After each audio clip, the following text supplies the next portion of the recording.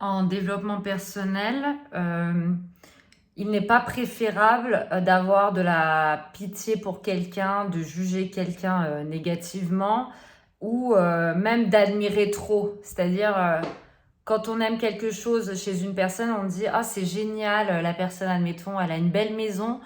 J'espère que l'univers lui donnera encore plus de belles choses. Et si moi j'avais ce genre de choses, de belles maisons, comment ce serait?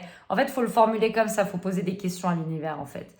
Et c'est vrai que chez nous, les Turcs, on a tendance très rapidement à avoir pitié de la personne. Oh, le pauvre, t'as vu tout ce qu'il vit et tout.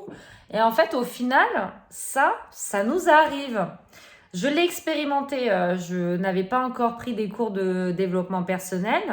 Il y avait une collègue de travail qui avait 26 ans et elle venait de rompre avec son petit ami. Ça faisait des années qu'ils étaient ensemble. Ça faisait genre 7 ans, quoi.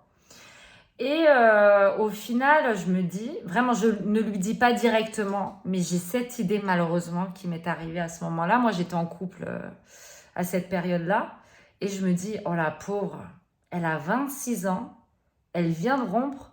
Comment elle va faire pour retrouver quelqu'un, reconstruire une relation pendant 7 ans, trouver l'homme de sa vie? Oh là là, la pauvre. Vraiment, je me suis dit ça. Mais ça partait pas d'une mauvaise intention, c'est juste j'imaginais sa vie après, comment elle va faire, quoi. Et moi, qu'est-ce qui m'arrive? Genre, même pas un an après, il m'arrive exactement la même chose. J'ai 26 ans. Je subis en fait une rupture au bout de 7 ans de relation. Et justement, toutes les questions que je me suis posées à ce moment-là, comment elle va faire, je les ai vécues directement, quoi. Et donc, c'est pour ça qu'il faut respecter le destin de chacun. Et voilà, quand il nous arrive des choses un peu plus compliquées dans la vie, c'est aussi pour nous forger, pour qu'on ait des nouvelles compétences émotionnelles, etc.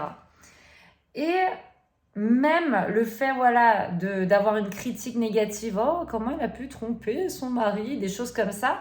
Voilà, il ne faut pas juger parce qu'on ne sait pas du tout dans quelles circonstances ça a eu lieu et puis ça ne nous regarde pas en fait, tout simplement. Ça peut nous arriver aussi. Puis en général, tout ce qu'on juge, tout ce qu'on critique, même tout ce qu'on admire trop dans l'excès, un peu même parfois par jalousie, euh, on attire ça dans notre vie, mais automatiquement. Et c'est vrai que j'ai vécu un peu toutes ces étapes-là. Même la peur, des fois je me dis, ah ouais, j'aimerais pas être à sa place et tout. Bah, j'ai vécu exactement la même situation, mais dans les mêmes conditions que cette personne-là. Et c'est vrai que j'ai eu une formation en développement personnel et en constellation familiale.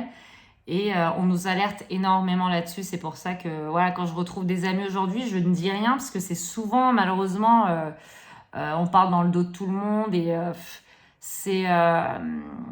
enfin, je vais pas généraliser, mais en général, quand on se retrouve, il y a forcément à un moment donné une critique, malheureusement. Et j'ai pas envie de prendre part à ces sujets-là. Et au final, bon, je préfère des fois rester seule parce que j'ai pas forcément envie de critiquer les gens. Je veux pas que ça m'arrive. Moi, je respecte tout le monde et voilà.